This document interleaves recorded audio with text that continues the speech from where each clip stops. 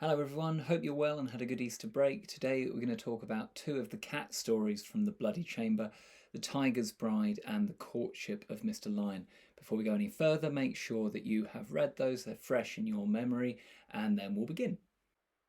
Before we get to Carter, let's have a look at this quotation from Shakespeare, which is going to shed some light on these two cat stories for us. God has given you one face and you make yourself another, says Hamlet in the eponymous play. What does this quotation mean? Pause and have a think about that. So God has given you one face, i.e. you are born a certain way, but you can make yourself another. You have a certain amount of free will, a certain amount of agency over how you then present yourself to the rest of the world. We're going to take Hamlet's famous quote as our starting point for the two stories today, as I'm sure you can remember both of the big cats, the tiger and the lion, in Carter's stories are involved in redefining their identity or having their identity redefined for them in some way. I'm going to summarise the story of The Tiger's Bride for you now. I'd like you to be taking notes as we go through. The heroine of our story is a radiant beauty, and she was born on Christmas Day in typical magical fairy tale style. She blames her father's gambling and adultery for her mother's early death. The story starts with her father gambling with the Beast, who seems to be a nobleman of the Italian town that they've recently moved to. When the heroine's father has lost all of his money to the Beast, the last thing he can bet is his daughter. He loses and, beginning to understand what he has done, he sobs, "I have lost my pearl beyond price." The Beast responds in a roar, and his valet, that's his manservant, translates it to mean, "If you are so careless of your treasures, you should expect them to be taken from you." The valet arrives to take the heroine away, and bearing a bouquet of white roses. When her father asks for one of these roses as a sign of her forgiveness, she pricks her finger on it by accident and hands it to him, all smeared with blood. She's furious to have to endure such humiliation. And the heroine wonders what kind of creature the Beast is. She recalls nursemaid stories of a tiger man who would gobble her up if she was naughty. And this leads her to ponder what it would be like to be married to such a creature, maybe even to have sex with such a creature. When the heroine arrives at the Beast's home, she finds it in a bit of state of disrepair. It's threadbare, it's dirty, and realises that though he might be rich, what he's bought with that richness is solitude, not money. He's not really concerned with luxury. And he keeps his horses in the living room, and all of his furniture, including his chandeliers, are hidden under fabric. So real disrepair this place is in. The Beast summons the heroine to him, and the valet explains that his master's only wish is to see her virgin body naked. After that, he's happy to return her to her father with all of his property and gifts. The narrator laughs defiantly and tells the Beast that she will concede only to pull up her skirt for him while hiding her head with a sheet. To her joy, she sees that she's hurt him, and he cries a single tear out of his mask. The valet takes the narrator to a room that resembles a prison cell. When she threatens to hang herself, he replies, "Oh no, you will not. You are a woman of honour." And he tries to give her a diamond ring. She throws it into a corner. Then he introduces her to her companion, a wind-up soubrette. That's like a doll. It resembles the narrator so much that she calls it her clockwork twin. Later, the valet takes the narrator to see the Beast again. Seeing her dread disrobing before him, the Beast sheds another tear. So we get a sense that the Beast feels shame, even if he is subjecting her to objectifying behaviour. The heroine goes riding with the Beast and his valet, and as she rides, she suddenly feels, has a realisation, suddenly feels as though she is more similar to them and the horses than to anyone else that she knows. Men objectify her and treat her as carelessly as they do animals and inanimate objects. When they reach a river, the valet explains that if she will not let the Beast see her naked, she must see him naked instead, and she consents out of fear. When she sees the Beast as he is, a tiger, she is overcome with emotion. Then, as a gesture of equality, she removes her shirt. Later, all three of them return to the house, and when the heroine peers into the soubrette's mirror, she sees her father sitting amongst his belongings and money, magical mirror, another fairy tale trope. The Beast has kept his word and seems to be sending her home. She's escaping. However, the narrator realises that she doesn't want to leave. She strips naked, which she finds to be an excruciatingly awkward, painful task, as if she was stripping off her own underpelt, her fur. And she puts on her diamond earrings and wraps herself up in a fur coat that the beast had given her, and runs to his chamber. The fur coat jumps off her back and turns into black rats which run away, so leaving her completely naked.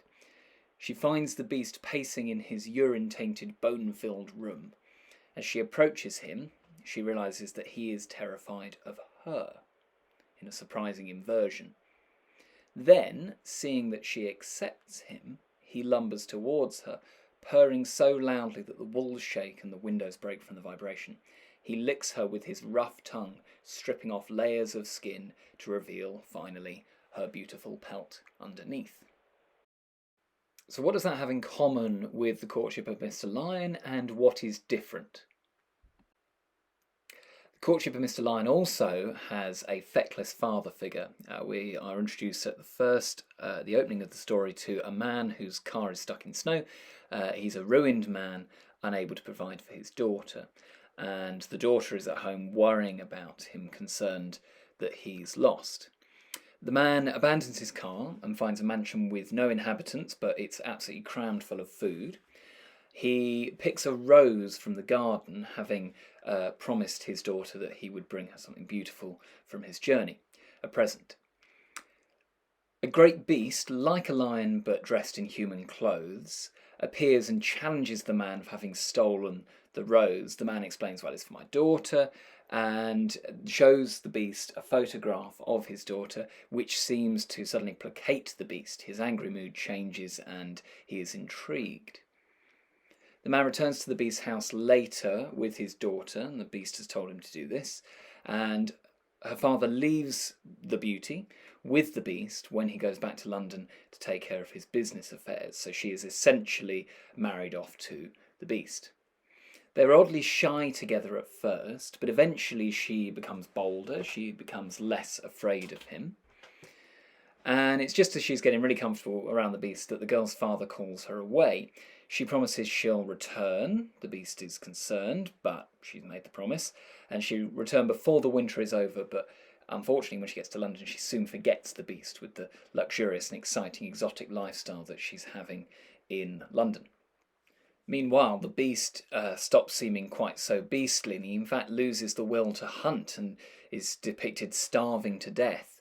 His companion, a spaniel, goes to London, finds the girl and drags her back to the beast, and this seems to be the saving of the beast. The girl kisses him, and he is crucially transformed from a lion into a man.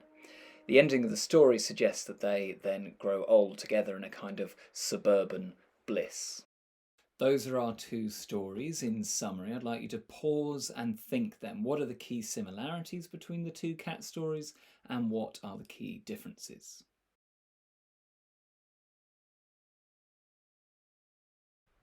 One of the key similarities that I'm sure you spotted is the inspiration for the two tales. Yes, they're about big cats, but the original fairy tale that they are based on is, of course, Beauty and the Beast. And as a result of that similar starting point, the two cat stories include the key idea of mirroring. And mirroring would be, well, think in terms of opposites, think in terms of binaries, of polarities. Beauty and the Beast is the ultimate example of mirroring, the ultimate example of a binary.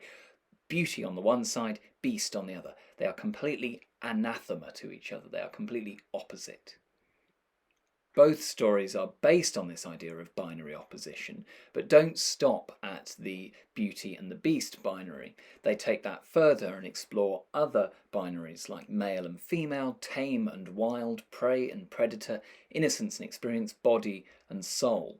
I would encourage you to pause here and think, what other binaries can you see in the two tales? In her depiction of binary opposites, Carter seems to suggest that one side is always more powerful in relation to the other. And you can think about the way that she is approaching these fairy tales, looking for their latent content, that is, the patriarchal content of the original fairy tales, men always being depicted as superior to their subservient female counterparts. One side always empowered in relation to the other. That's a really feminist argument, isn't it? And that's why Carter is using these binaries in these two tales. Now, like other feminist writers in the 1970s, Angela Carter wants to deconstruct these polarities, take apart the binaries and say, no, just because traditionally men have been depicted as superior to subservient women doesn't mean that that's a natural thing or an innate thing or something we shouldn't question. No, we should question it. We should say there are not opposites in the real world, only in fairy tales where characters are caricatured rather than depicted as realistic. Remember that in your coursework you have an assessment objective that is focused on criticality, how you use the work of other critics and theorists to reflect on what Angela Carter does. So one critic then that we're immediately referring to when we talk of Angela Carter deconstructing polarities is a French critic, Jacques Derrida. One of the more complicated theories you might come across, at the heart of it is this idea of deconstructing, spotting a binary and saying, I think the world's a bit more complicated than that. There's probably a bit more nuance than just black and white, male and female, tame and wild. Hopefully you can immediately see why Derrida's theory of deconstruction would appeal to feminist writers like Angela Carter. Well, other feminists of the 20th century, Sisu, Kristeva, Irigaray, examine the role of dichotomies produced by phallocratic, that is male-centred, phallus, phallocratic, male-centred culture in keeping women subordinate, in keeping them underneath men in terms of status. And these feminist writers exposed a set of some familiar polarities. They pointed the finger at them and said, well, this isn't really how things are, is it? So they deconstructed the dichotomies of man and woman, culture and nature, and mind and body. And what you can see is one of the key arguments is they really argued that, well, typically men have been associated with thinking and intellect and therefore culture, and women on the other hand, they don't do so much thinking, they just have these natural bodies that reproduce. And these feminist writers said, well, no, again, that's not how the world really works and really is in reality. How well do you understand deconstruction? Can you deconstruct the lyrics to Katy Perry's Hot and Cold? What would you say in a deconstruction of those lyrics? A deconstruction of these lyrics might go something like this. Katy Perry says, because you're hot, then you're cold. Well, in actual fact, the real world is a bit more grey than that. You might be lukewarm, you might be warming up, you might be cooling down, and so on and so on. You get the idea, and hopefully you can now define some of these key concepts behind a feminist deconstruction of the original Beauty and the Beast fairy tale. Pause the video and write down your definitions now.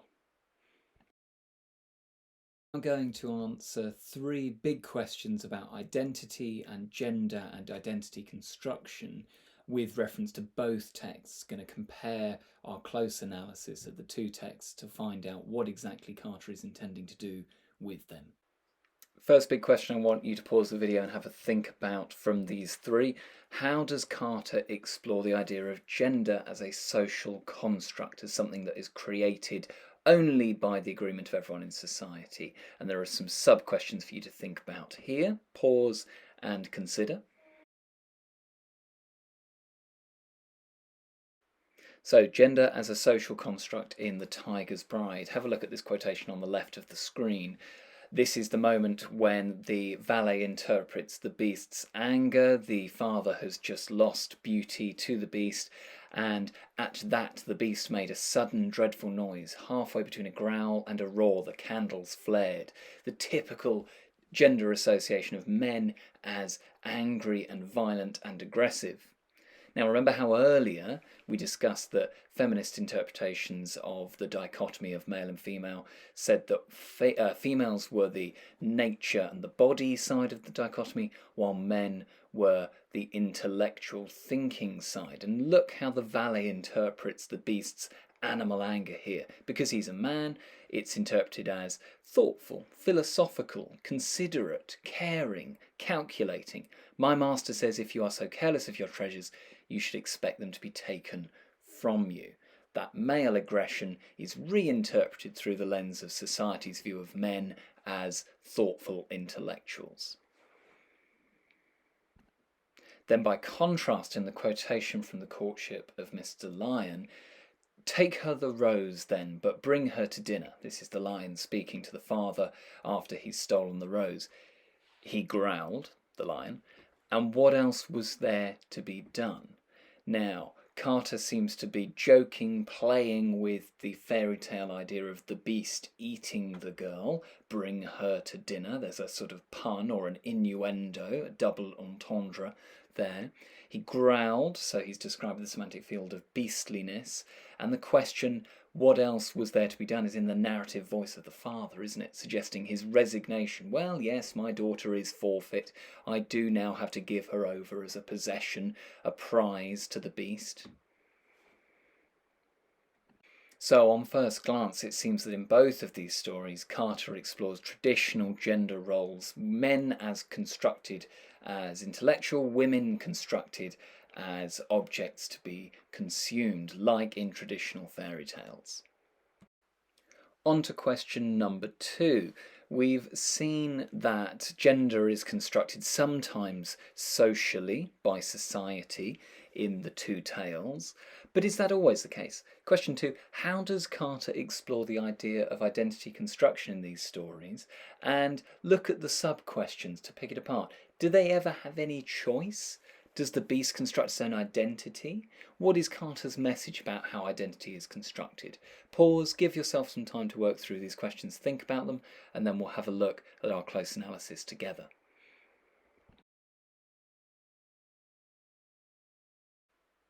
How does Carter explore the idea of identity construction in these two stories? Well, it seems that both stories include characters having an element of choice over the identity that they assume. Look with me at the quotation from The Tiger's Bride. The beast not much different from any other man, although he wears a mask with a man's face painted most beautifully on it.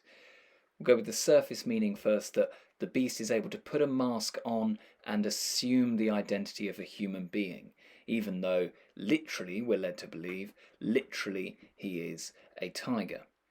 Oh yes, a beautiful face, but one with too much formal symmetry of feature to be entirely human. So he's able to assume the identity of a human, but he doesn't quite pass. There's something, as you can see here, something uncanny, too perfect, uncanny about his identity as a human. It doesn't quite convince us. Now, the use of the word uncanny is very deliberate in on Carter's part. She is referring here to Freud's theory of the uncanny, which is something that was associated with the Gothic genre. Remember, we've talked before about how there's a lot of crossover between the Gothic genre and the fairy tale genre. The uncanny is that feeling of something being not quite right. It's the part of Gothic horror that makes you feel uneasy, not terrified, not frightened, but uneasy, uncertain. What's real, what's not? Well, it seems like the tiger's human identity is not quite real. Where the tiger isn't able to pass as human completely, Mr. Lyon seems to do it entirely. He adopts a human persona and a very suburban, very banal, almost boring life with Mrs. Lyon. They walk around the garden. The old spaniel drowses on the grass in a drift of fallen petals. Now, the cost of being able to pass as a human for the lion seems to be that romance, the thing symbolised previously by the rose in the story, romance has died. Its petals have symbolically fallen.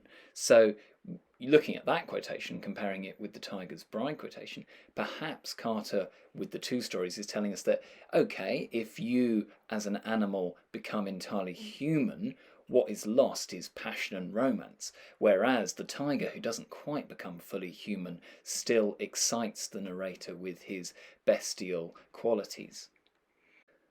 third and final question. How does Carter critique the concept of the male gaze? Can you remember who came up with the idea of the male gaze? I'll remind you later. How does she critique the concept of the male gaze and the objectification of women so often seen in traditional literature? Again, pause, work your way through the sub-questions, think about this in as much detail as you can, and then we'll look at some close analysis together. One of the big differences between these two tales is that Tiger's Bride is written in the first person. The narrator tells her story of being married off to the tiger, whereas in The Courtship of Mr. Lyon, we're hearing everything third-hand, third-person perspective. So, what impact does this have on the male gaze? Well, in theory, it should make it much harder for the story to be subject to the male gaze in The Tiger's Bride, because we're not hearing from a male perspective. But Carter still includes it, and therefore probably shows us just how powerful the male gaze is, that even when we're hearing from a female point of view, our impression is still coloured by the male gaze. Now, look at this quote on the left. "The beast had wanted a little thing compared with what I was prepared to give him." So at this later point in the story, the bride is about to give herself up entirely to the beast, and she says she's willing to give him everything, but it is not natural for humankind to go naked. What is it that she is still completely terrified of being? Exposed, looked at by the male gaze because of the power of that objectification. You might at this point remember that great quotation from Carter: "To live in the passive is to die in the passive." In other words, if you accept your subjugation, if you allow people to treat you like an object, that is your symbolic and even sometimes literal death. Well, doesn't it seem like this is what the narrator is truly terrified of? Being made entirely passive as the beast, the tiger, looks at her? It's only when she accepts her role as a beast like the tiger that she doesn't mind going naked in front of him after all, and that part of her, that confident part of her, is unleashed. The male gaze is present in The Tiger's Bride, but it seems like ultimately she escapes from it.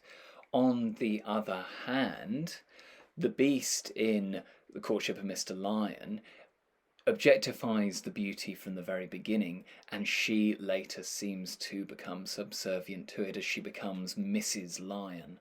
So at the very beginning of the story, the beast sees the photograph of her, and this placates his anger, and it seems like he is entranced by looking at her.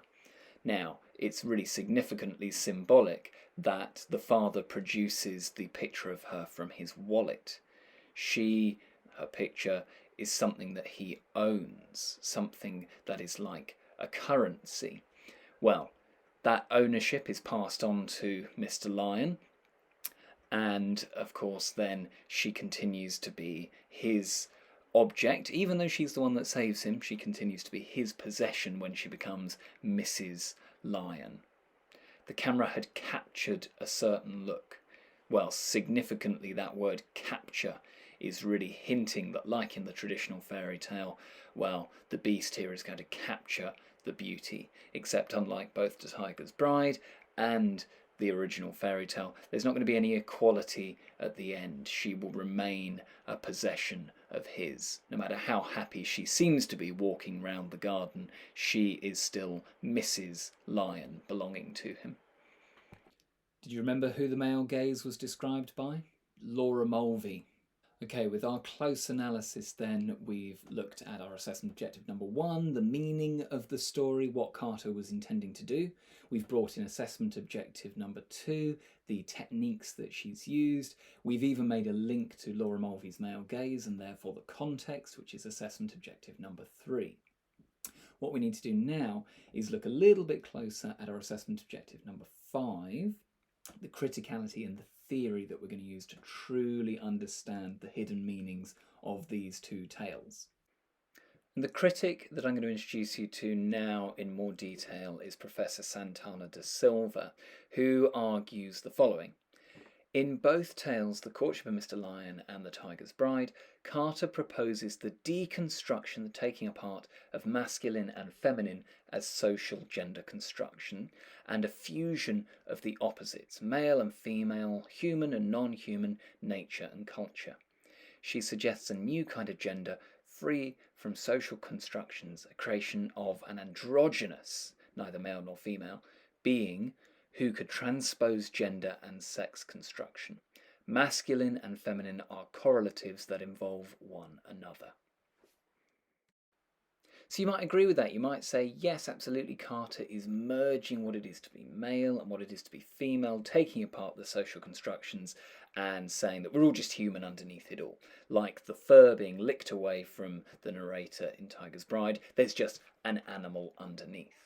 If, on the other hand, you want to disagree with that, you might make an argument that, well, actually, even though she is deconstructing a lot of the binaries, it still seems like, for example, at the end of Courtship of Mr. Lyon, male and female, Mr. and Mrs., those roles still completely remain intact. They've not been challenged enough to remove them, to deconstruct them fully. The choice is completely yours. Do you agree with Santana da Silva or do you disagree? The only pointer I would give you at this point is that actually sometimes it's a little more productive to disagree with people, because that then leads you down having to defend your argument, come up with the best reasons why you disagree with this very established professor. Have a go. It's the really exciting challenge of this kind of coursework. Assessment objective 1, 2, 3 and 5. You're going to put them into practice in an essay that I'll now introduce you to. You're going to answer the question, to what extent does Angela Carter suggest that her characters have control over their own identities? Remember that quotation from Hamlet, God has given you one face, so you're born one way, you're naturally one way, and you make yourself another. Does Carter believe that? Does she describe that in The Tiger's Bride and The Courtship of Mr. Lyon? Does she describe one version in one story and the other in the other story? Or does she completely disagree? What do you think? Success criteria for this piece, you're going to compare how the ideas are presented in both stories. You must refer to both and do a comparison rather than dealing with them separately. You're going to analyse Carter's use of language, form and structure to prove it. You're going to link to Carter's social, historical and political context, all of that feminist context, Laura Mulvey, deconstruction.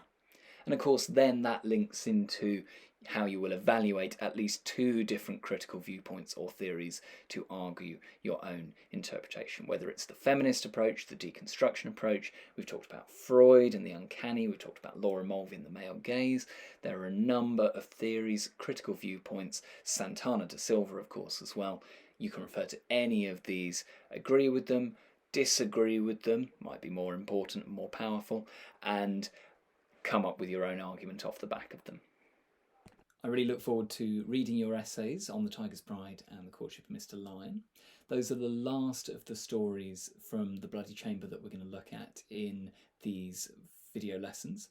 From now we're going to start thinking about the novels, the other texts that you will compare the Bloody Chamber to, and that's what our next coursework lesson will be on. Watch this space. In the meantime, stay well and I'll see you soon.